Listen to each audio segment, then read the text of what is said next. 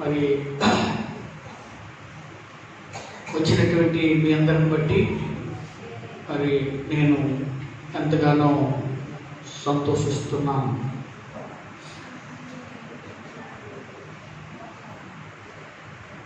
దేవుని సన్నిధి నిండితే, మందిరం నిండితే పరిశుద్ధాత్మకు ఆనందం. మందిరము ఖాళీ అయితే సాతానుకి ఆనందం. నిజమేనా? మందిరం నింపబడితే దేవునికి ఆనందం, ఖాళీ అయితే సాతానుకు ఆనందం. ఆమేన్. హల్లెలూయా. మరి ఈరోజు దాదాపుగా నిండింది, అంచేత దేవుడు ఆనందిస్తున్నాడని నేను హృదయపూర్వకంగా నమ్ముతున్నాను.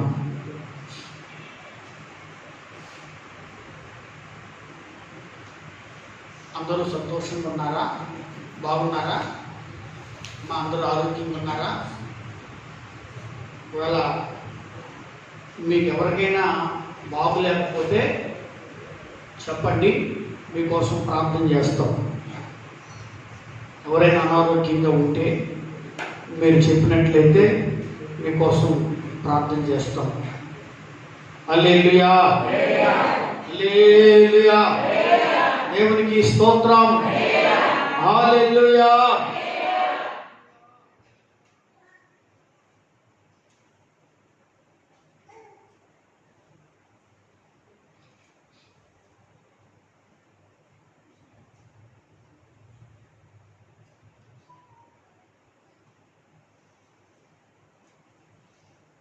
దేవుని యొక్క వాక్యాన్ని మనం ధ్యానం చేసుకుందాం.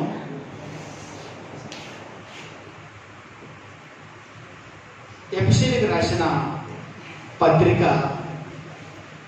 అందరూ చూడండి.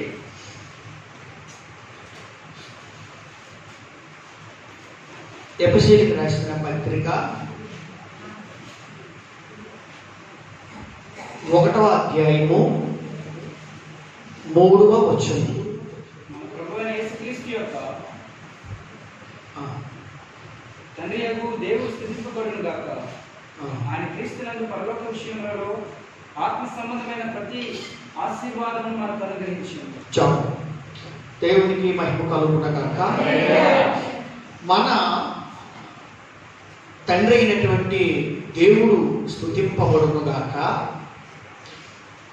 ఆయన అనగా తండ్రి తన కుమారుడైనటువంటి క్రీస్తునందు పరలోక విషయములలో ఆత్మ సంబంధమైన ప్రతి ఆశీర్వాదమును మనకు అనుగ్రహించు. ఆయన ఆ ఆత్మ సంబంధమైనటువంటి ప్రతి ఆశీర్వాదమును మనకు అనుగ్రహిస్తాడు. 2 ఆశీర్వాదాలు ఉన్నాయి. 2 ఆశీర్వాదాలు ఉన్నాయి. ఒకటి శరీర సంబంధమైనటువంటి ఆశీర్వాదం, ఈ లోక సంబంధమైనటువంటి ఆశీర్వాదాలు. రెండోది ఆత్మ సంబంధమైనటువంటి ఆశీర్వాదాలు.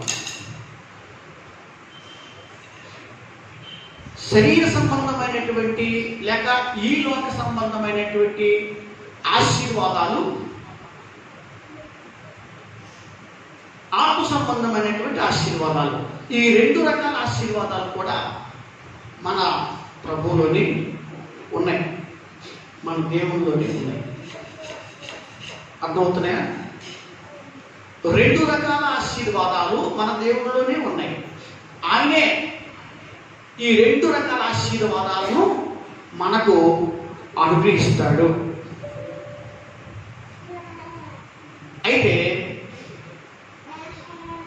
శరీర సంబంధమైనటువంటి ఆశీర్వాదాలు వలన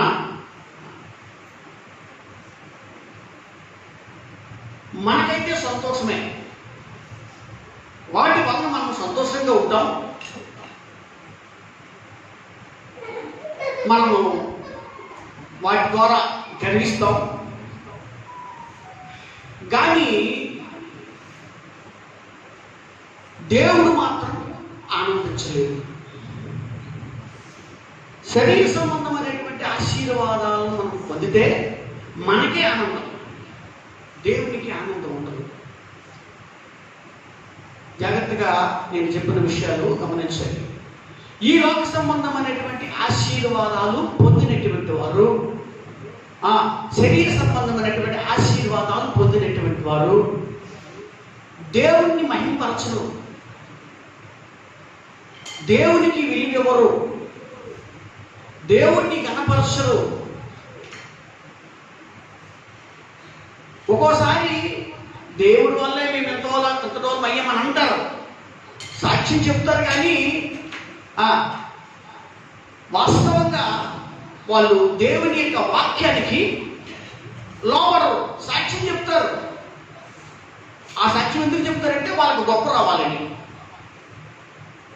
వాళ్ళకి గొప్ప రావాలనేటువంటి ఉద్దేశంతో మమ్మల్ని ఇలా చేసాడు, మమ్మల్ని అలా దేవించాడు, ఒకప్పుడు మాకు ఏది లేదు, మేము ఇలాగైపోయాం అలాగైపోయాం, ఇల్లు సంపాదించుకున్నాం, భూములు సంపాదించుకున్నాం, డబ్బు సంపాదించుకున్నాం అని ఇలాగే విధంగా ఇవన్నీ దేవుడు ఇచ్చాడని చెప్తారు. కానీ దేవుని మాటకు మాత్రం లోపడరు. అంచేత అలాంటి వారిని బట్టి ఆయనకి ఎక్కువగా ఆనందం అనేది ఉండదు. హల్లెలూయా, దేవునికి స్తోత్రం. జాగ్రత్తగా వినండి. ఇవాళ ఈ లోక సంబంధమైనటువంటి ఆశీర్వాదాలు యేసుక్రీస్తుని నమ్మిన వారికి అనుగ్రహించబడుతున్నాయి, నమ్మని వారికి అనుగ్రహించబడుతున్నాయి. ఎందుకంటే భూమి మీద ఉన్నటువంటి సమస్త మానవాళిని ఆశీర్వదిస్తున్నది దేవుడే. దేవుడే. ఒకసారి ప్రసంగి గ్రంథము చూడండి. ప్రసంగి గ్రంథము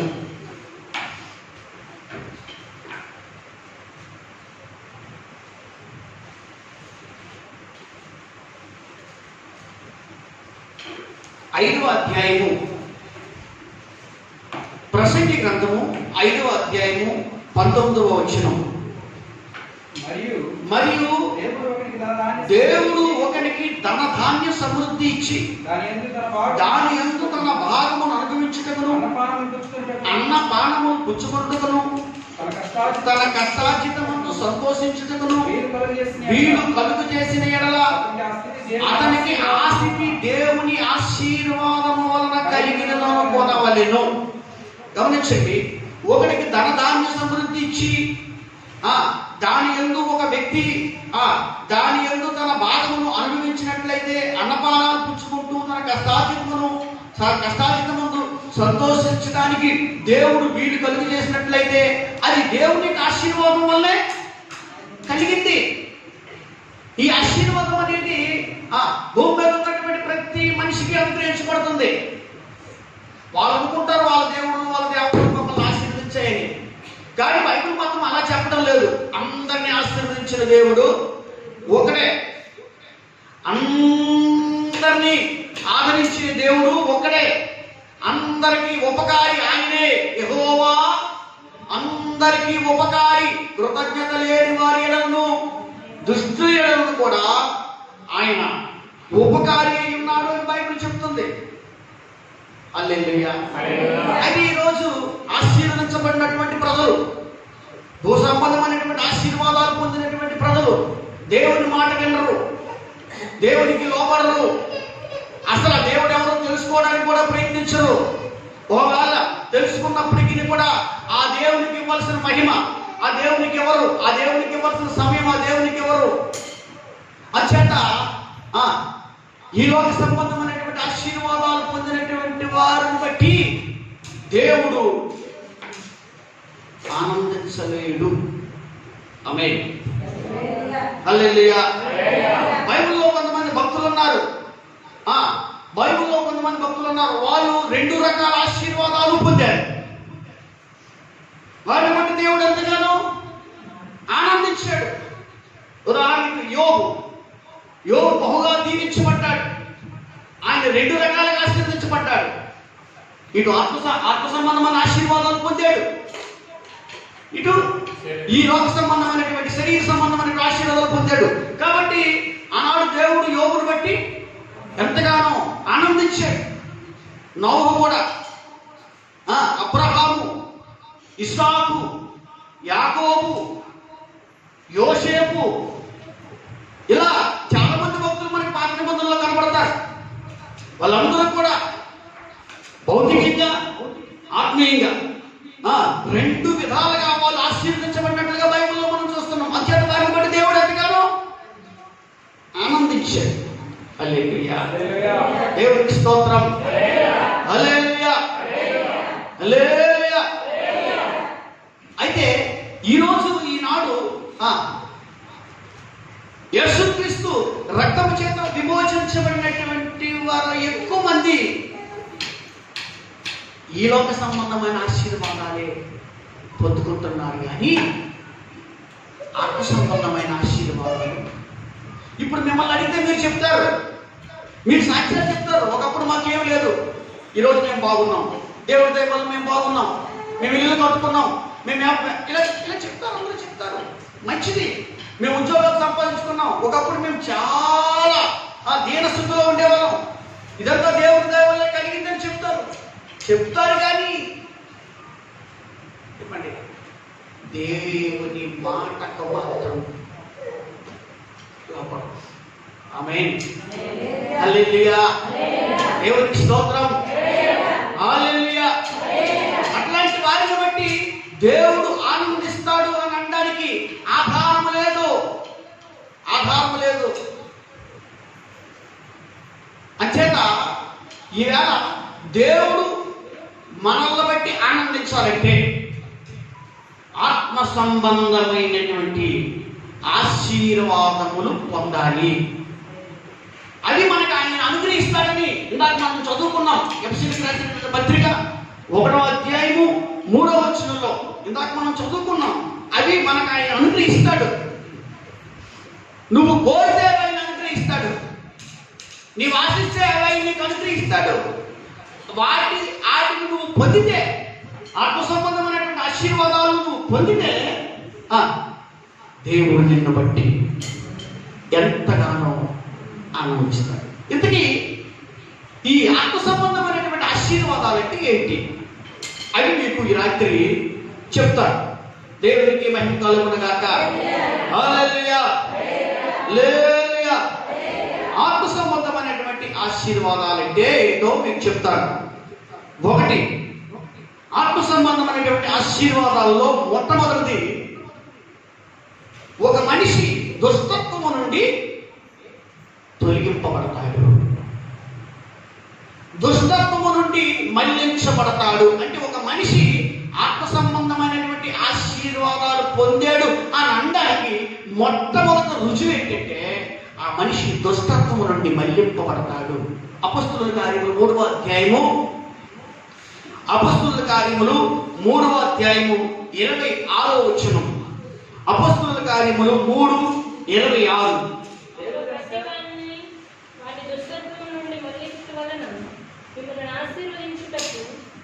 దుష్టత్వము నుండి మళ్లించుట వలన అంటే ఒక మనిషి ఆశీర్వదించబడ్డాడు, ఆత్మ సంబంధమైన ఆశీర్వాదం పొందాడు అని అనడానికి ఇది సరైనటువంటి ఆధారం.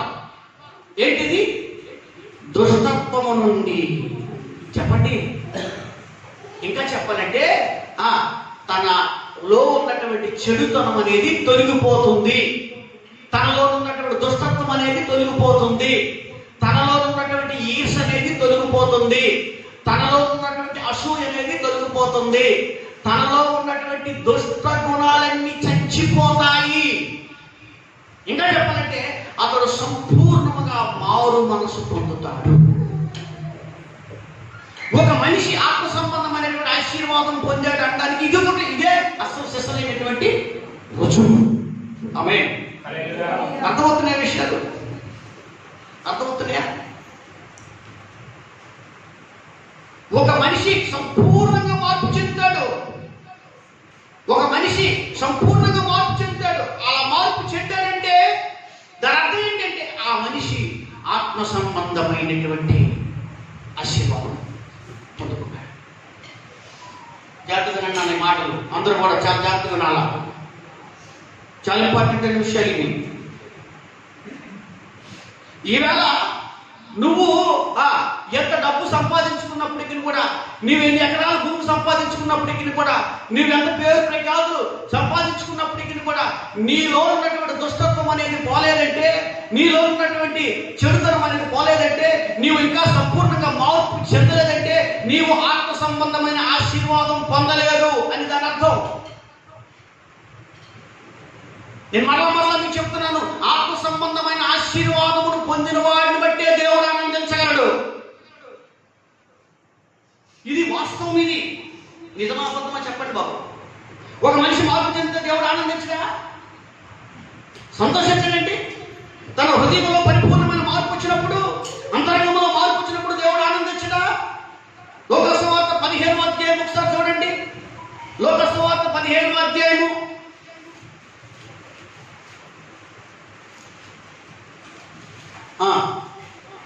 లోకాసు వార్త 15వ అధ్యాయంలో ఏమంటాడు? 7వ వచనం, అటువలే మారు మనసు అక్కరలేని 99 మంది నీతిమంతుల విషయమై కలుగు సంతోషము కంటే మారు మనస్సు పొందు ఒక్క పాపి విషయమై పరలోకమందు ఎక్కువ సంతోషము కలుగును. అంటే ఒక మనిషి చెడుతనము నుండి తొలగింపబడ్డాడంటే, ఒక మనిషి దుష్టత్వం నుండి తొలగింపబడ్డాడంటే, ఒక మనిషి పరిపూర్ణమైన మారు మనసు పొందాడంటే, అక్కడ ఆయన ఎంతగానో ఆనందిస్తాడు. ఆమేన్. హల్లెలూయా. నువ్వు ఎకరాల భూములు సంపాదించుకుని డబ్బు సంపాదించుకుంటే ఆయన ఆనందించడు. ఎందుకంటే ఆ డబ్బు ధనం వల్ల నీకే ఆనందం కానీ ఆయనకి ఆనందం ఉండదు. అది నీకే ఆనందం కానీ ఆయనకి ఆనందం ఉండదు. నువ్వు మారితే చెప్పండి, ఆయనకి ఆనందం, ఆయన సంతోషిస్తాడు. నువ్వు మార్పు చెందితే ఆయన ఆనందిస్తాడు. నా యేసయ్య కూడా అదే చెప్తాడు. చదవకండి గారి లోకాసు వార్త 12వ అధ్యాయంలో మనం చూసినట్లయితే, ఒకని కలిమి విస్తరించుట చేత అది వాని జీవమునకు ఒకడు భాగ్యవంతుడు అయిపోయినంత మాత్రాన అది ఏదో గొప్పోడని అనుకోవడానికి ఏం లేదు. భాగ్యం కాదు ముఖ్యము. నీలో ఉన్న భావం మారాలి, నీలో ఉన్నటువంటి స్వభావం మారాలి, నువ్వు మార్పు చెందాలి, నువ్వు పూర్తిగా మారిపోవాలి. అలా నువ్వు మారేవంటే దాని అర్థం ఏంటో తెలుసా? నీవు ఆత్మ సంబంధమైన ఒక ఆశీర్వాదము పొందుకోవాలి. ఇది మొట్టమొదటి విషయం. ఆమేన్. హల్లెలూయా. హల్లెలూయా. దేవునికి స్తోత్రం. ఇక రెండో విషయం ఏంటంటే ఒక మనిషి ఆత్మ సంబంధమైన ఆశీర్వాదం పొందాడు అని అనడానికి మొదటి విషయం ఏంటంటే, దుష్టత్వం నుండి మళ్ళించబడతాడు. అంటే సంపూర్ణంగా బాధపడుతుంది చెప్పాడు. రెండో విషయం ఏంటో తెలుసా? ఈ లోకంలో ప్రత్యేకంగా ఉంటాడు. కలిసిపోడు. నిన్నండి కలిసిపోడు. లోకంతో కలిసిపోడు. లోకంలో ఉంటాడు కానీ లోకంతో కలిసిపోడు. ప్రత్యేకమైనటువంటి జీవితాన్ని జీవిస్తాడు. ఆమేన్. యోసేపు ఐగుప్తులో ఉన్నాడు కానీ ఐగుప్తుతో ఏకమవ్వలేదు. ఆయన ప్రత్యేకమైన బ్రతుకు బ్రతికాడు. పవిత్రమైనటువంటి బ్రతుకు బ్రతికాడు. ఆత్మ సంబంధమైనటువంటి ఆశీర్వాదం పొందినటువంటి వ్యక్తి ఈ లోకంతో రాజీ పడ్డు, లోకంతో కలిసిపోడు, లోకంలో ఉన్న వాటిని బట్టి ఆనందించలేడు. లోకంలో ఉంటాడు కానీ లోకంలో ప్రత్యేకంగా ఉంటాడు. నిజమా అబద్ధమా చెప్పండి. అలా ప్రత్యేకమైనటువంటి బ్రతుకు నువ్వు బ్రతుకుతున్నావు అంటే దీని అర్థం ఏంటో తెలుసా? నువ్వు ఆత్మ సంబంధమైన ఒక ఆశీర్వాదాన్ని పొందుకున్నావు. చూడండి, మీకు ఆ రిఫరెన్స్ కూడా చూపిస్తాను. కీర్తనలు మొదటి కీర్తన 1వ వచనం. మొదటి కీర్తన 1వ వచనం. దుష్టుల ఆలోచన చొప్పున నడవక, పాపుల మార్గమున నిలవక. చూడండి, ఏంటి అసలు దీని భావం ఏంటి? దుష్టుల ఆలోచన చొప్పున నడవడం లేదంటే పాపుల మార్గమున ఏంటి? ఫస్ట్ ఏంటి? దుష్టుల ఆలోచన చొప్పున పాపుల మార్గమున నిలవలేదంటే, అపహాస్యులు కూర్చోవడం లేదంటే, అంటే మరి మనిషి ఎలా ఉన్నట్టు చెప్పండి అట్లా. దుష్టుల ఆలోచనతో ఈయన ఏకీభవించడు. దుష్టులందరూ 4 ఆలోచిస్తుంటే అలాంటి ఆలోచన అపస్తులతో ఇంక సంబంధం లేదు, ఏకీభవించడు, అలాంటితో కూడుకోడు, పాపుల మార్గంలో నడవడు, పాపులు వెళ్తున్న మార్గంలో నడవడు, పాపులతో ఎటువంటి సంబంధము పెట్టుకోడు. అంతేనా? తర్వాత ఇంకేంటి? అపహాసకులు కూర్చున్న చోట. ఎక్కడెక్కడ ఉంటారు అపహాసకులు? గాంధీ షాప్ దగ్గర ఉంటారు అపహాసకులు, సినిమా హాల్లో ఉంటారు అపహాసకులు, ఇంకా కొన్ని స్థలాల్లో ఉంటారు అపహాసకులు. అలాంటి స్థలాల్లో ఉండడానికి ఇష్టపడడు. నిజం అబద్ధమా చెప్పండి బాబు? అపహాసకులు ఎక్కడ ఉంటారు? అదే కదా, గాంధీ షాపులు, సినిమా హాల్, క్లబ్బులు, ఇంకా కొన్ని స్థలాలు ఉన్నాయి. అలాంటి చోట పరిశుద్ధుడు ఉండలేదు. ఉంటాడా బాబు? చెప్పండి బాబా, ఉండగలరా? ఉండలేడు. ప్రత్యేకంగా బ్రతుకుతాడు. ప్రత్యేకమైనటువంటి బ్రతుకు బతుకుతున్నావంటే దీని అర్థం ఏంటో తెలుసా? నువ్వు ఆత్మ సంబంధమైనటువంటి ఒక ఆశీర్వాదాన్ని పొందావు. హల్లెలూయా, హల్లెలూయా. అపొస్తలుల కార్యములు 2వ అధ్యాయము, అపొస్తలుల కార్యములు 2వ అధ్యాయము, 2వ అధ్యాయము ఒకసారి చూడండి. అక్కడ అంటాడు అపొస్తలుడైనటువంటి పేతురు అన్నమాట. ఒకసారి మీరు గమనించండి. 2వ అధ్యాయము 40వ వచనం. ఇంకను అనేక విధములైన మాటలతో సాక్ష్యం ఇచ్చి మీరు మూర్ఖులకు ఈ తరమ వారికి వేరై. చూసారండి? ఏ తరమ వారికట? ఈ లోకంలో ఉన్న ఈ తరమ వారికి వేరుగా ఉండండి. వేరే రక్షణ పొందండి. వేరుగా ఉంటూ రక్షణ పొందండి. కలిసిపోయి రక్షణ పొందడం కాదు. అంతేనా? ప్రత్యేకంగా ఉంటే రక్షణ పొందండి. రక్షణ పొంది అందులో కలిసిపోవడం కాదు. వేరుగా ఉండండి, ప్రత్యేకంగా ఉండండి.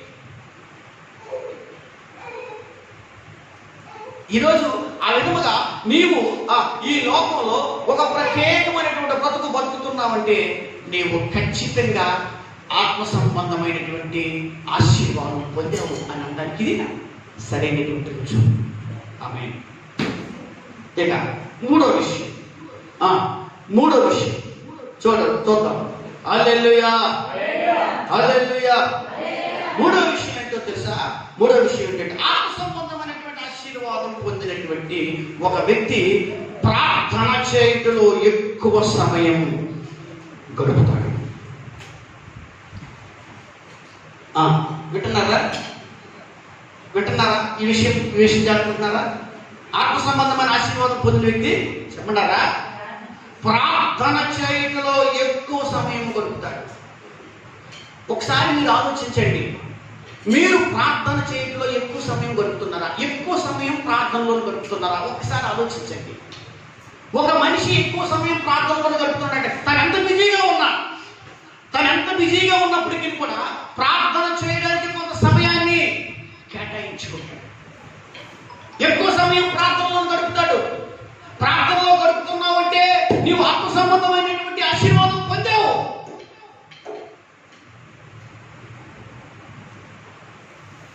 అపొస్తలుల కార్యములు 10వ అధ్యాయం 1వ వచనం చదవండి. అపొస్తలుల కార్యములు 10వ అధ్యాయం 1వ వచనం. ఇటలీ పట్టణంలో పట్టణమనబడిన పటాలు శతాధిపతి అనే ఒక కొర్నేలు వాడు ఉండేవాడు. చూడండి, శతాధిపతి ఇతను ఒక 100 మంది సైన్యానికి అధికారి. ఇతను కలిగి ఉంటుందా? ఇతను ఒక సైన్యాధిపతి, ఇతను ఒక ఉద్యోగి. ఒక జాగ్రత్త వినండి. 100 మంది సైనికులు ఆయన కింద ఉన్నారు. 100 మంది సైనికులు ఆయన ఒక అధిపతి. ఆయనకి ఎప్పుడైనా ఖాళీ ఉంటుందా? కానీ ఆయన కూర్చొని ఏం రాయబడింది? అక్కడ ఒక్కడే కాదట, అక్కడ తన ఇంటి వారందరితో దేవుని యందు భయభక్తులు కలిగి ప్రజలకు బహు ధర్మం చేసి ఎల్లప్పుడూ దేవునికి ప్రార్థన చేశారండి. ఎల్లప్పుడూ అంటే ప్రార్థనలో ఆయన ఎక్కువ సమయం గడిపేవాడు. ఈ కొర్నేలి అన్నటువంటి ఈ వ్యక్తి ప్రార్థనలో ఎక్కువ సమయం గడిపేవాడు. అసలు ఆయన ఎవరు? ఒక అధికారి. అలాంటి వాడికి ఖాళీ ఉండదు. ఇవాళ మిమ్మల్ని అడిగితే మీరు చెప్తారు, బాబు ప్రార్థన చేయాలని ఉంటుందండి, కానీ మాకు ఖాళీ ఉండదు. మాకు ప్రార్థన చేయాలని ఉంటుంది, మాకు భక్తి చేయాలని ఉంటుంది. ఏ చేస్తాం? మాకు అవకాశం లేదు.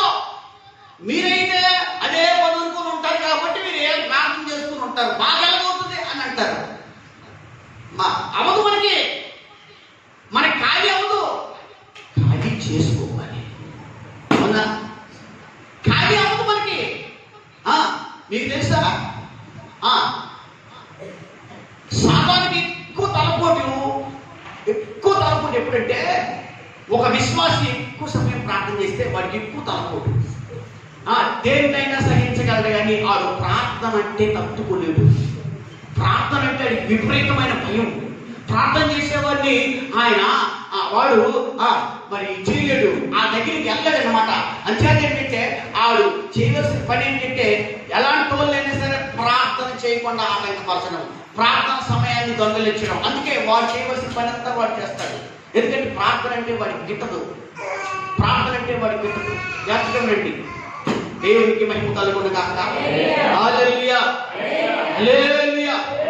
ప్రార్థన అంటే ఏం జరుగుతుంటారు? సాతాను కోటలు కూలిపోతాయి. ప్రార్థన చేస్తే సాతాను కోటలు కూలిపోతాయి. సాతాను బంధకాలు తెగిపోతాయి. ప్రార్థనలో అంత పవర్ ఉంది, ప్రార్థనలో అంత శక్తి ఉంది. ఒక వ్యక్తి ప్రార్థన అనే వరం సంపాదించుకున్నాడంటే దాని అర్థం ఏంటో తెలుసా? ఆత్మ సంబంధమైనటువంటి ఆశీర్వాదం పొందుకున్నాడు. ఆమేన్. మీరు పొందుకున్నారా ఆ వరం? ఏమన్నా భక్తులారా, ఒకసారి ఆలోచించండి. ఆ ఆశీర్వాదం మనకు దక్కిందా?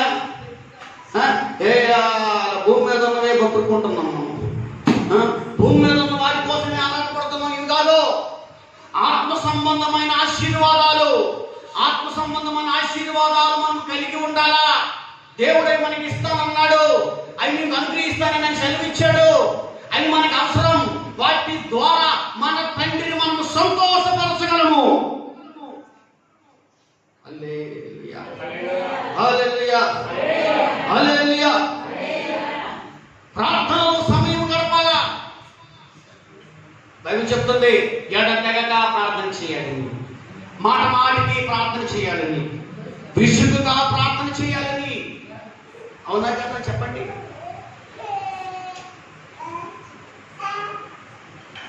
ఒకవేళ పగలు నీ ఖాళీ లేకపోతే రాత్రి పూటైనా ప్రార్థన చేసుకోవాలా.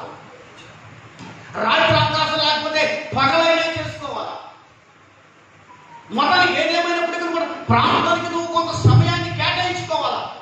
ప్రార్థన చేయాలన్నటువంటి మనసు నీకు రావాలా. ప్రార్థన చేయాలన్నటువంటి కోరిక నీలో పుట్టాలా. ప్రార్థన అంటే పడి తెచ్చుకోవాలా.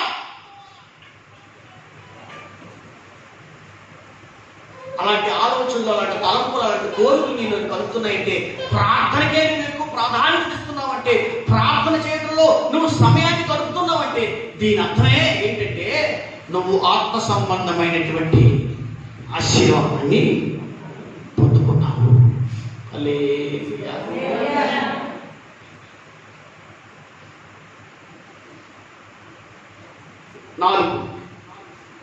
నాలుగోది ఏంటంటే ఆత్మ సంబంధమైనటువంటి ఆశీర్వాదాల గురించి ఇప్పుడు మీకు నేను చెప్తున్నాను. నాలుగోది ఏంటో తెలుసా?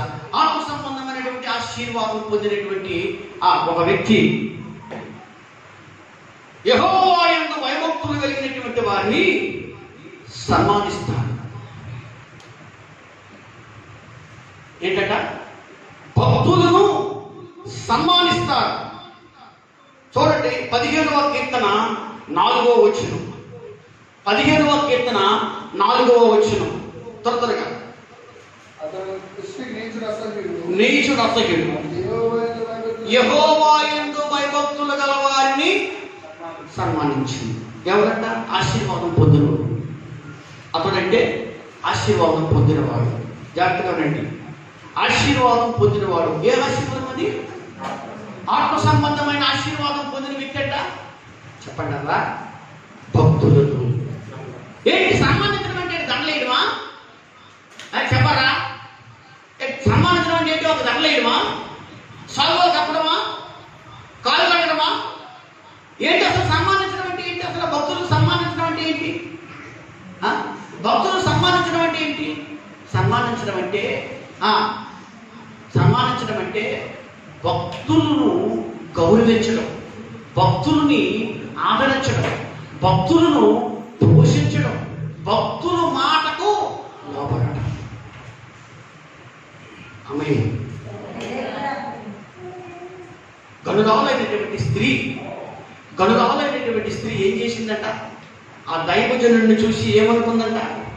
అతడు దేవుని యందు భయభక్తులు కలిగిన వాడు అన్న వాస్తవాన్ని ఎరిగి, ఇలాంటి వ్యక్తిని నేను నా ఇంట్లో చేర్చుకుంటే ఈయన ద్వారా నన్ను ఆశీర్వదిస్తాడన్నటువంటి, దేవుడు నన్ను ఆశీర్వదిస్తాడన్నటువంటి ఒక ఉద్దేశంతో ఆ భక్తుడిని ఎంతగానో సన్మానించింది. అవునా కాదా చెప్పండి? వినారా? దైవజనుల్ని సన్మానించాలి. అపొస్తలుడైన పౌలు కూడా అదే అంటాడు, వాక్యమందును ఉపదేశమందును ప్రయాసపడుతున్నటువంటి వారిని రెట్టింపు సన్మానములకు పాత్రులుగా ఎంచుకోవాలి. నీ ఆత్మీయ తల్లిని నువ్వు గౌరవిస్తున్నావంటే, నీ ఆత్మీయ తల్లిదండ్రులను నువ్వు ప్రేమిస్తున్నావంటే, నీ ఆత్మీయ తల్లిదండ్రులను నువ్వు పోషిస్తున్నావంటే, నీ ఆత్మీయ తల్లిదండ్రులు చెప్పిన మాటకు లోపడుతున్నావంటే దీని అర్థం ఏంటో తెలుసా? నీవు ఆత్మ సంబంధమైన ఒక ఆశీర్వాదం పొందావు. ఈ ఆశీర్వాదం పొందిన వారు మాత్రమే దైవజనులను గౌరవిస్తారు. ఈ ఆశీర్వాదం పొందినటువంటి వారిని మాత్రమే, ఆశీర్వాదం పొందిన వారు మాత్రమే భక్తులను గౌరవిస్తారు. భక్తుల మాట వింటారు, భక్తులు చెప్పినట్లుగా నడుచుకుంటారు.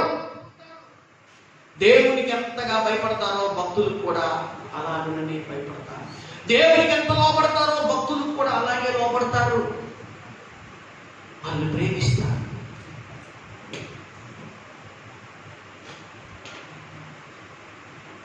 ఎందుకో తెలుసా? వాళ్ళు అలా ప్రేమించడానికి గల కారణం ఏంటంటే, వాళ్ళు వారిని సన్మానించడానికి గల కారణం ఏంటంటే, అలా చేస్తే దేవుని ఆశీర్వాదాలు ఇంకా బహుగా, అంటే ఈ లోక సంబంధమైనటువంటి ఆశీర్వాదాలు వాళ్ళకు బహుగా లభిస్తాయి. ఆమేన్. ఇది నిజం, ఇది వాస్తవం. ఇది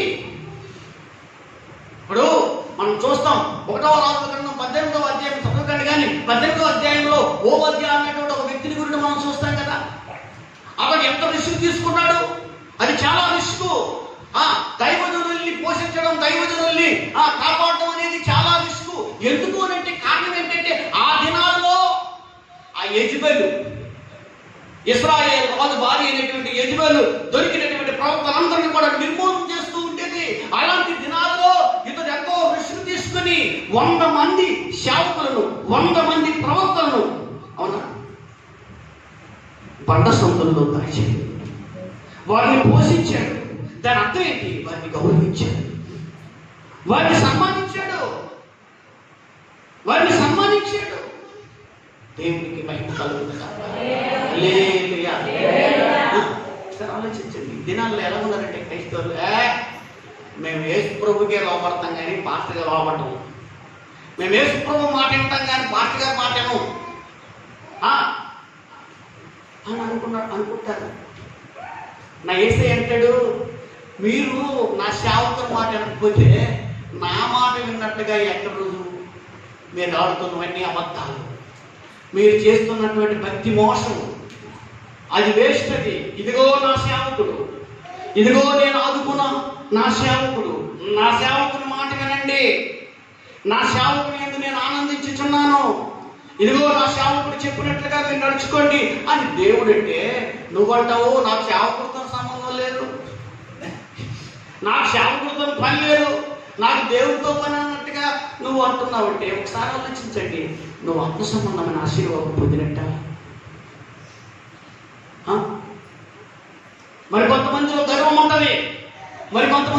ఉంటుంది, ఏదో కొంచెం వాక్యం తెలిసినంత మాత్రాన, ఏదో కొన్ని పాటలు వచ్చినంత మాత్రాన, ఏదో కొంత ప్రార్థన చేయడం వచ్చినంత మాత్రాన, ఏదో కొంచెం దేవుళ్ళు కాస్త ఎదిగినంత మాత్రాన, హే మాకెవరో మేమే రాజులు అన్నట్టుగా. హల్లెలూయా, హల్లెలూయా. మేము ఎవరి మాట విన్నాం, మాకు అన్ని తెలుసు, మాకంతా తెలిసిపోయింది, దేవుడు అన్ని మాకు బయలుపరిచాడు, మేము ఎవరి మాట ఏమో అన్నట్టుగా. అది తప్పు, అది పొరపాటు. అలాంటి మనసుని కలిగిందంటే నీకు ఆత్మ సంబంధమైన ఆశీర్వాదం లేదని దాని అర్థం. నువ్వు భక్తులను గౌరవించడం లేదని దాని భావం.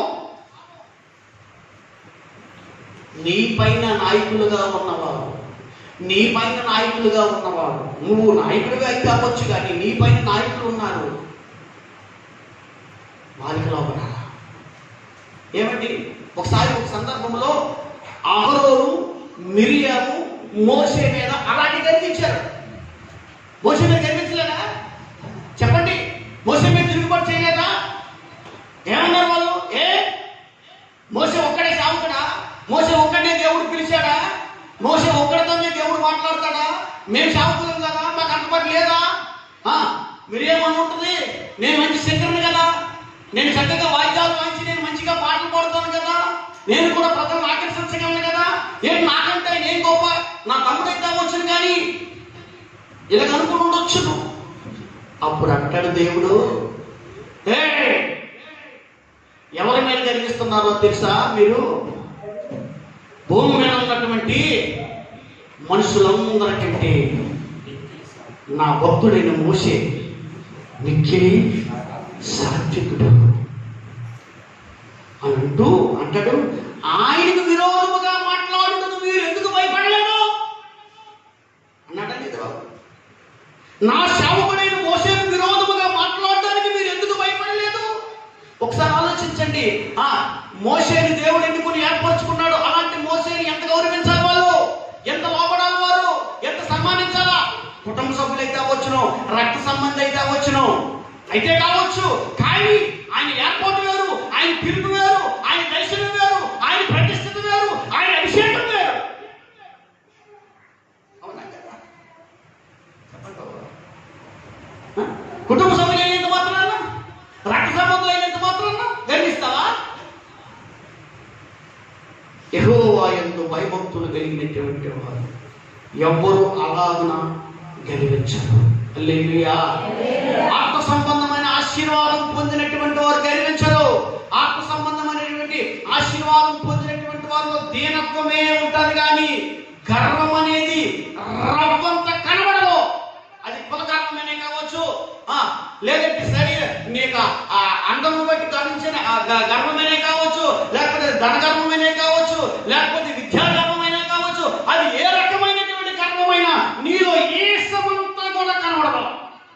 అది నీకు ఉందంటే నీకు ఆత్మ సంబంధమైన ఆశీర్వాదం లేదు. ఆమేన్. ఎవడు దీనుడై కలిగిన హృదయం గలవాడై నా మాట విని వణుకుచుండునో అట్టి వాణిని నేను దృష్టించుచున్నాను. ఎవడు ఎవడు ఎవడు ఎవడు నా మాట విని గడగడలాడుతాడో, వినయ విధేయతలు కలిగి ఉంటాడో, నాకు నువ్వు నా భక్తులకి ఎవరైతే లోపడతారో, నా భక్తులు ఎవరైతే ఎక్కువగా సన్మానిస్తారో అట్టి వారిని నేను దృష్టించుచున్నాను. అలాంటి వారికి భూ సంబంధమైన ఆశీర్వాదాలు సమృద్ధిగా దొరుకుతాయి. దేవునికి మహిమ కలుగును గాక. హల్లెలూయా. హల్లెలూయా. ఒకసారి ఆలోచించండి. నీవు దేవుని యందు భయభక్తులు కలిగినటువంటి భక్తులకు సన్మానిస్తున్నావా? మిమ్మల్ని వాక్యమందులు ఉపదేశమందులు పెంచి పోషిస్తున్నటువంటి మీ దైవజనుల్ని, మరి మిమ్మల్ని నడిపిస్తున్నటువంటి మీ ఆత్మీయ తల్లిదండ్రుల్ని మీరు గౌరవిస్తున్నారా? వారిని సన్మానిస్తున్నారా? వారికి లోపడుతున్నారా? వారి మాటకు లోపడుతున్నారా? వారి మాట దేవుని మాట, వారి నోటి నుండి వచ్చిన మాట దేవుని మాట అన్నట్టుగా మీరు నమ్ముతున్నారా? అలాంటి నమ్మకం నీకు కలిగిందంటే దాని అర్థం ఏంటో తెలుసా? నీ సేవకు అంటే నేను ఆత్మీయతలో పెంచి పోషిస్తున్నటువంటి మరి మీ సేవకుల్ని నువ్వు ప్రేమిస్తున్నావంటే, వాళ్ళ మాట వింటున్నావంటే, వారు చెప్పినట్టుగా నడుచుకుంటున్నావంటే దీని అర్థం ఏంటంటే నువ్వు ఆత్మ సంబంధమైన ఆశీర్వాదం పొందావు. హల్లెలూయా. హల్లెలూయా. ఐదో మాట చెప్తాను. ఐదో మాట. హల్లెలూయా. దేవునికి స్తోత్రం. చూడండి, కొరింథీయులకు రాసిన 2వ పత్రిక 8వ అధ్యాయం. కొరింథీయులకు రాసిన 2వ పత్రిక 8వ అధ్యాయము 2వ వచనం తగ్గుతుంది.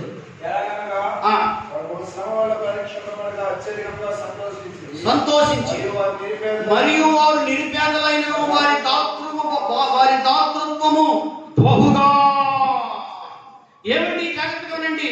ఇక్కడ ఉన్నటువంటి విశ్వాసులు, ఇప్పుడు ఈ అధ్యాయంలో ఉన్నటువంటి విశ్వాసులు వీళ్ళందరట నిరుపేదలు. మాసిదోనియా దేశంలో ఉన్న సంఘాలు ఇవన్నీ, వీళ్ళందరూ నిరుపేదలు. ఆ రోజు కూలాడితేనే కొండాడుతుంది అనమాట. అందరు నిరుపేదలు.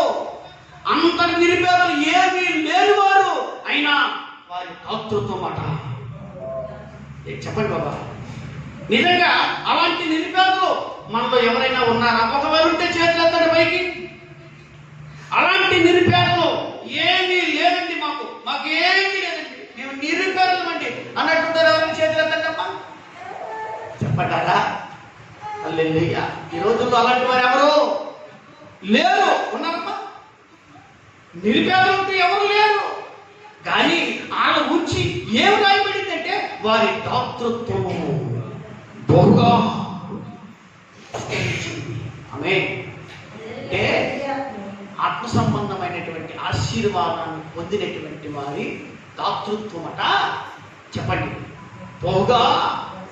అంటే నీవు దాతృత్వం కలిగి ఉన్నావంటే, నీ దాతృత్వం బహుగా విస్తరిస్తుందంటే నువ్వు ఆత్మ సంబంధమైనటువంటి ఆశీర్వాదం పొందావు.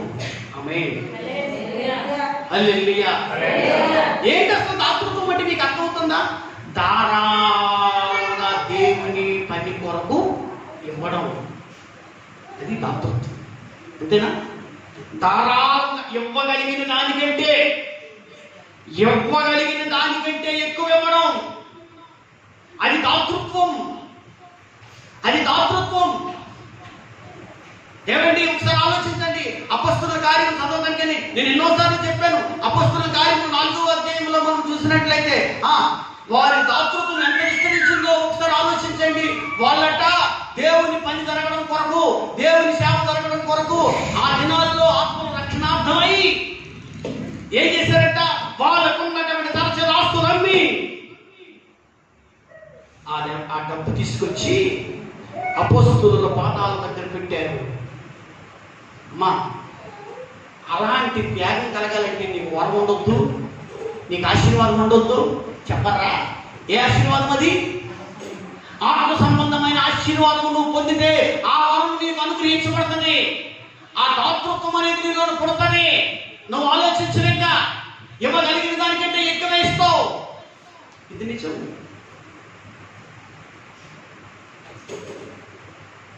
ఇది నిజం, ఇది వాస్తవం. ఇది ఈవేళ కొంతమంది ధారాళంగా ఇస్తున్నారంటే, దశభాగం ఇస్తున్నారంటే, ఏ విషయంలోనైనా సరే ముందుకు వస్తున్నారంటే, ఒక మందిరం పని విషయంలోని కానీ, లేక సువార్త విషయంలోని కానీ, లేక దైవజనులకు ఇచ్చే విషయంలోని కానీ, దశభాగం అన్ని విషయాల్లోనూ కూడా కొంతమంది ముందుంటున్నారంటే దానికి అర్థం ఏంటంటే వారు ఆత్మ సంబంధమైన, చెప్పండి అమ్మా, ఆశీర్వాదం పొందుకున్నారు.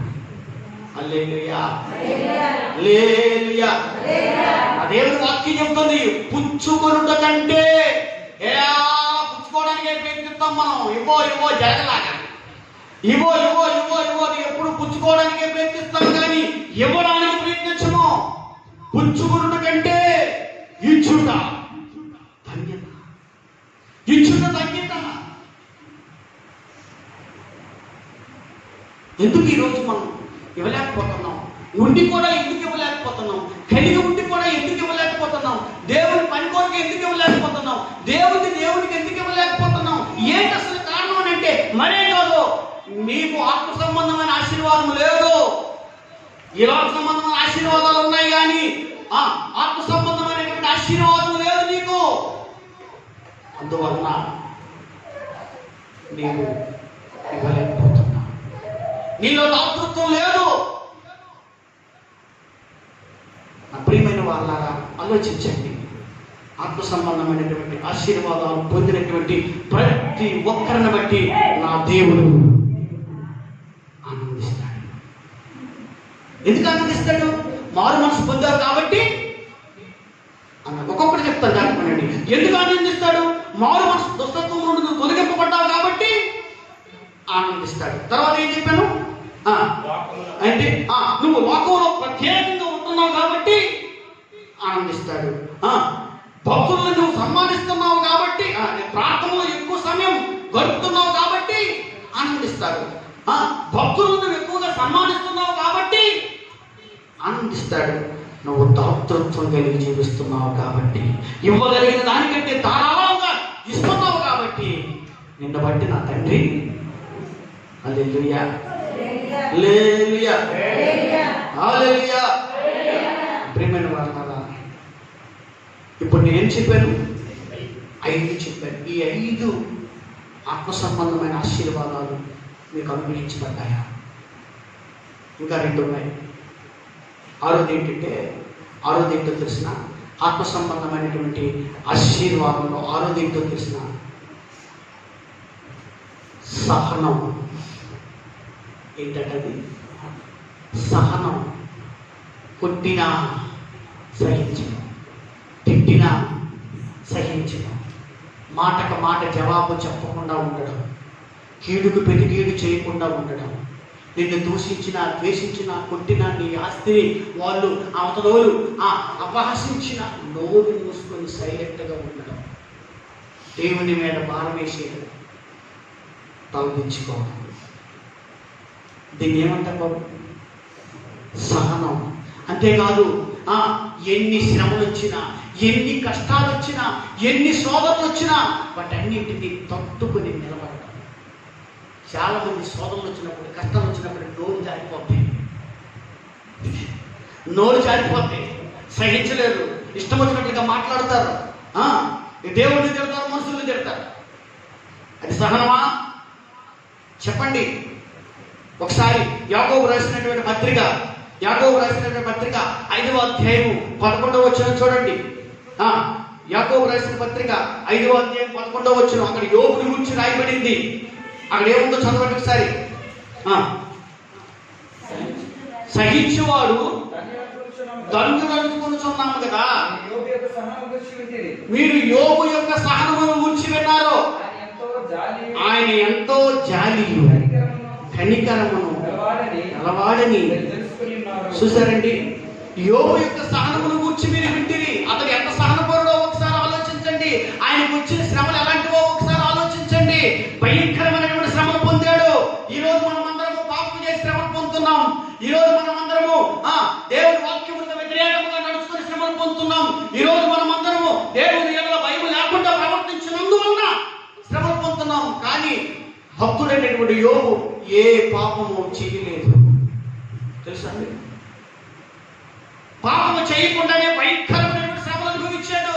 అయినా వాటిని తట్టుకున్నాడు, వాటిని ఓర్చుకున్నాడు, నిలబడ్డాడు. అందుకే ఆయన గురించి యాకోబు రాశాడు. ఇక్కడ అలాంటి సహనపరుడిని మనం చూడము.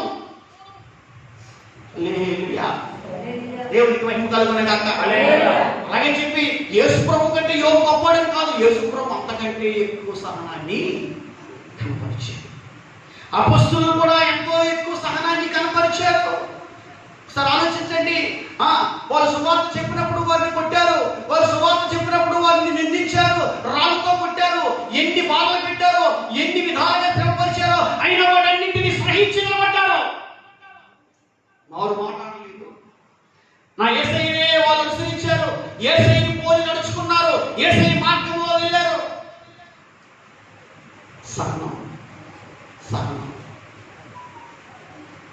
సహనం అన్నా ఒకటే, ఓర్పు అన్నా ఒకటే. ఈ రెండు ఒకటే ఇచ్చించడం, ఒకే అర్థానికి వస్తాయి. ఒక దగ్గర ఒక వాక్యం ఉంటుంది, ఓర్పు వలన గొప్ప ద్రోహ కార్యములు జరగకుండా ఆగిపోతాయి. ఒక మనిషిలో సహనం ఉంటే, ఒక మనిషిలో ఓర్పు ఉంటే గొప్ప గొప్ప ద్రోహ కార్యాలు జరగవు. ఈవేళ ఆ సహనం లేక ఎంతో మంది సాతానుకు దొరికిపోతున్నారు. ఒక్కోసారి దైవజనులు కూడా మనల్ని గద్దిస్తారు. ఎందుకు గద్దిస్తారు? ఊరికే గద్దించరు, నీలో ఉన్నటువంటి లోపాలను బట్టి గద్దిస్తారు. అప్పుడు నువ్వేం చేయాలా? ఆ గద్దింపుల్ని సహించాలా. ఆ వరం నీకు లేదనుకో, ఆ ఆశీర్వాదం నీకు లేదనుకో, సహిస్తావా? దెబ్బలతో సహిస్తావా? గద్దించి సహితం తిరగబడతావు. అవునా చెప్పవు? తిరగబడతావు నువ్వు. ఒకసారి ఆలోచించండి. ఆశని ఒక దైవజనుడు వెళ్ళి గద్దించినప్పుడు ఏం చేశాడు? సహించాడా? తిరగబడ్డాడు. అవునా? జాగ్రత్తగానండి. గద్దించినప్పుడు తిరగబడ్డాడు. అలాగే మరి కొంతమంది రాజుల్ని, ప్రవక్తలు గద్దించినప్పుడు వాళ్ళు తిరగబడ్డారు. ఎందుకని? వాళ్ళకు సహనం లేదు. భక్తులైనటువంటి దావీదును కూడా ఎవరో అయినా ఏ ప్రవక్త అయిపోయారు, నాతాను ప్రవక్త వెళ్ళి గద్దించినప్పుడు సహించాడు. అపోస్తలుడైన పౌలు కూడా అంటాడు ఒక చోట, నేను కొంచెం అవివేకముగా మాట్లాడినా మీరు నన్ను వాస్తవంగా అతడు అవివేక?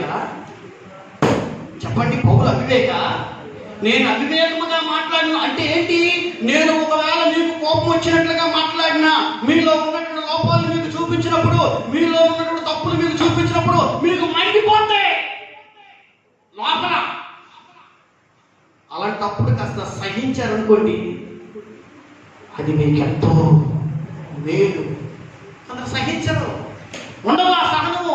ఎందుకు ఉండదు? కారణం ఏంటంటే ఆత్మ సంబంధమైన ఆశీర్వాదం లేదు వాళ్ళకి. ఆత్మ సంబంధమైన ఆశీర్వాదం పొందినటువంటి వారు ఈ వరం కూడా ఖచ్చితంగా ఉండని. ఆమేన్. 7వ మాట చెప్పి ముగిస్తాను. 7వ మాట ఏంటో తెలుసునండి. 7వ మాట ఏంటంటే ఫిలిప్పీయులకు రాసిన పత్రిక 4వ అధ్యాయము 11వ వచనం. ఫిలిప్పీయులకు రాసినటువంటి పత్రిక 4వ అధ్యాయము 11వ వచనం చదవండి. నాకు కొదువు కలిగినందున ఇలా చెప్పట్లేదు, నేను ఏ స్థితిలో ఉన్నానో ఆ స్థితిలో సంతృప్తి కలిగి ఉన్నా. చూడండి ఏమంటున్నాడంట, నేను ఏ స్థితిలో ఉన్నా అంటే సంపన్న స్థితిలో ఉన్నా, హీన స్థితిలో ఉన్నా, కడుపు నిండినా ఒక్కోసారి నాకు అన్ని ఉంటున్నాయి, ఒక్కోసారి ఏమి ఉండవు, ఒకసారి అంతా సమృద్ధి, ఒక్కోసారి ఏమి ఉండదు. ఉన్నప్పుడు ఎలా ఉంటున్నాను, లేనప్పుడు అలాగే ఉంటున్నాను. సంతృప్తి కలిగి ఉండడం నేను నేర్చుకున్నాను. అంటే పౌలు గారు ఏం నేర్చుకున్నారనంటే ఉన్నదానితో తృప్తి చెందడం నేర్చుకున్నాడు. చెప్తానండి, తృప్తిగా బ్రతకడం నేర్చుకున్నాడు. ఎలా నేర్చుకోగలిగాడని? ఆయన ఆత్మ సంబంధమైన ప్రతి ఆశీర్వాదం పొందాడు. ఆత్మ సంబంధమైనటువంటి ఆశీర్వాదం పొందినటువంటి ప్రతి ఒక్కరు కూడా ఉన్నదానితో తృప్తి చెందుతారు. లేని వాటి మీద మనస్సు పెట్టరు, గెలిచు వాటి మీద మనస్సు పెట్టరు. వాళ్ళు ఏం చేసి మాకు ఇవ్వండాలా, దేవుడిస్తే స్తోత్రం అంతే. అంతేగాని ఏదో డాంపికమైన బతుకులు బతకడానికి ఇష్టపడరు.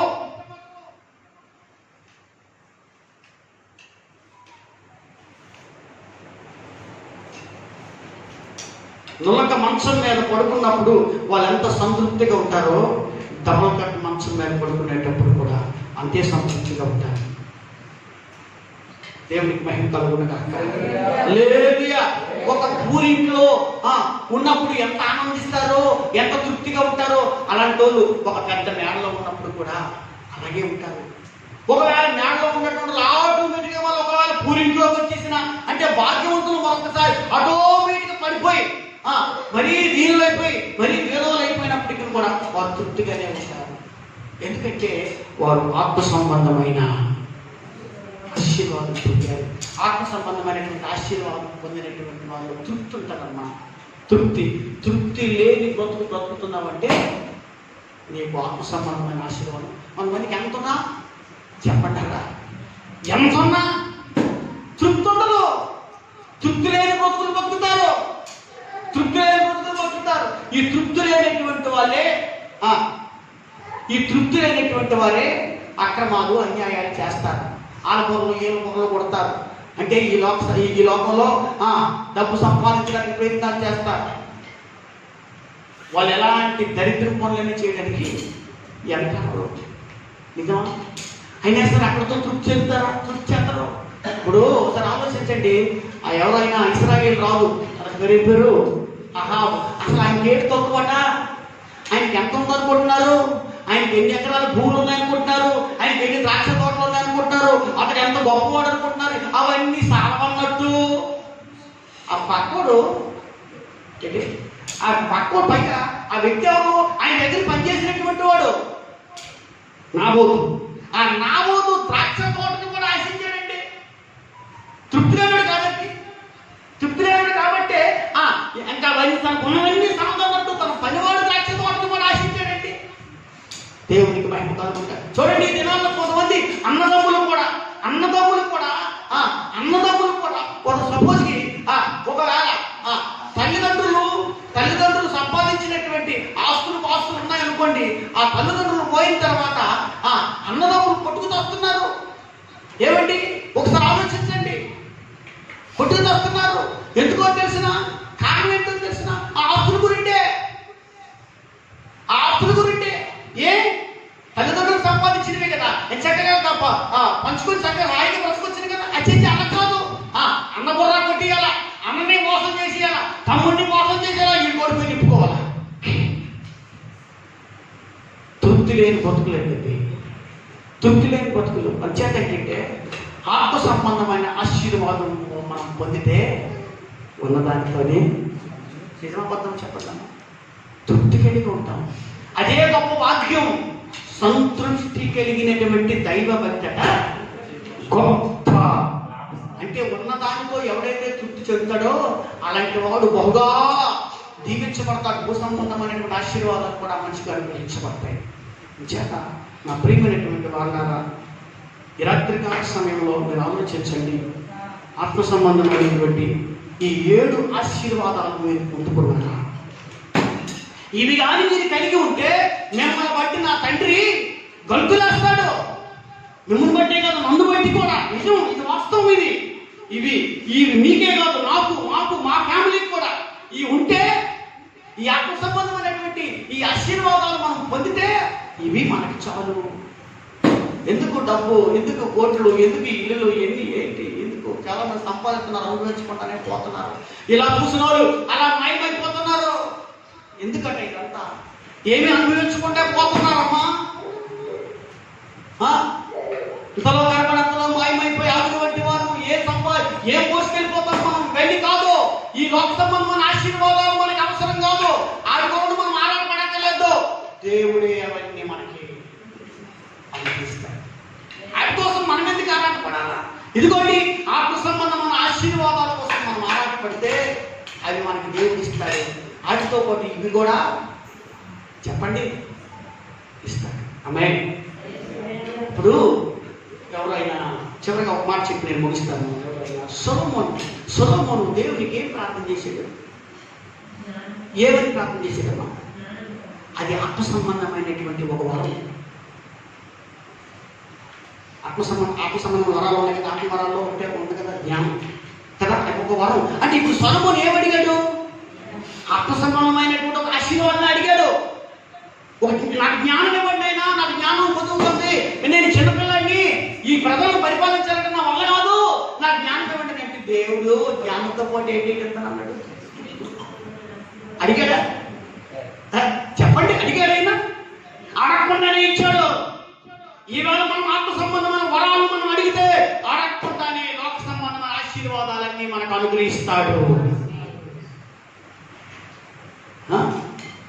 సమస్తము మన దేవుళ్ళని ఉన్నాయి, అన్ని ఆయన దగ్గరే ఉన్నాయి. సమస్త భూమి నాదే కదా అంటాడు. సమస్త భూమి నాదే కదా అంటాడు. ఇవాళ మనం అనుకుంటాం నాకు 5 ఎకరాలు భూమి ఉంది, నాకు 10 ఎకరాలు భూమి ఉందని. ఈ దగ్గర ఉన్నటువంటి భూమి కొంతకాలం తర్వాత అది ఇంకోటికి వెళ్ళిపోతుంది. సపోజ్ చెప్తున్నాను, తర్వాత ఇంకోటికి వెళ్ళిపోతుంది. భూమి అక్కడే ఉంటుంది కానీ ఇది ఎలా చేతులు మారిపోతాయి. చివరికి అందరూ భూములు వదిలేసి చెప్పాలా వెళ్ళిపోతారు. చివరికి ఎవరిదో ఉంది అంటే ఆయనే కదా. ఇదంతా అంతే, ఇదంతా అంతే. అని చేత ఏంటంటే మీరు క్రీస్తుతో పాటు లేపబడిన వారైతే భూసంబంధమైన వాటి మీద మనసు పెట్టకండి, పైన వాటి మీదే మనసు పెట్టండి. ఆత్మ సంబంధమైనటువంటి ఆశీర్వాదాల కోసం ఆరాటపడండి. ఏమండి, యాకోబుకి ఏంటి తక్కువ? యాకోబుకి ఏంటి తక్కువ చేశాడు దేవుడు? ఆస్తులు ఉన్నాయి, గొర్రెలు ఉన్నాయి, గొర్రెల మందులు ఉన్నాయి, మేకల మందులు ఉన్నాయి, అన్నీ ఉన్నాయి, పిల్లలు ఎక్కువ మంది పుట్టారు, సంసారం ఎక్కువైపోయింది, ఆస్తి బాగా పెరిగిపోయింది. అయినా అంటాడు నన్ను ఆశీర్వదించు. అవునా కాదా చెప్పండి? నువ్వు నన్ను ఆశీర్వదిస్తే కానీ రాత్రి నేను వదలను. గట్టి పొత్తు పట్టించాడు, ఉడుగులో పట్టించాడు. నేను వదలను, ఇంకేం తక్కువైంది, ఇంకెందుకు ఆశీర్వాదం ఏంటి అని కోరేది ఏంటది? ఆత్మ సంబంధమైనటువంటి. ఆ రోజు నా తండ్రి యాకోబుకి అక్కడతోనే ఆయన స్థితిగతులన్నీ మారిపోయినాయి. కాబట్టి ఈ విషయాలు మనం అర్థం చేసుకొని నా ప్రియమైన వాళ్ళగా ఆత్మ సంబంధమైనటువంటి ఆ ఆశీర్వాదాల కొరకు ఆరాటపడండి. ఆయన అనుగ్రహిస్తాడు. మనం ఆరాటపడితే, మనం అడిగితే ఆయన మనకి వాటిని అనుగ్రహిస్తాడు. వాటి ద్వారా మన దేవుడు ఎంతగానో ఆనందిస్తాడు. వీటిని మనం పొందితే ఈ లోక సంబంధమైనటువంటి ఆశీర్వాదాలు కూడా ఆయన మనకి ఇస్తాడు. కాబట్టి ఈ విషయాలు మన హృదయాల్లో ముద్రించుకొని ప్రార్థన చేసుకుందాం. సర్వశక్తి కలిగిన దేవుడు ఈ మాటలను మన వెనుకలో ఆశీర్వదించుకుందాం. ఆమేన్. అందరూ కళ్ళు మూసుకోండి. ప్రార్థన చేద్దాం.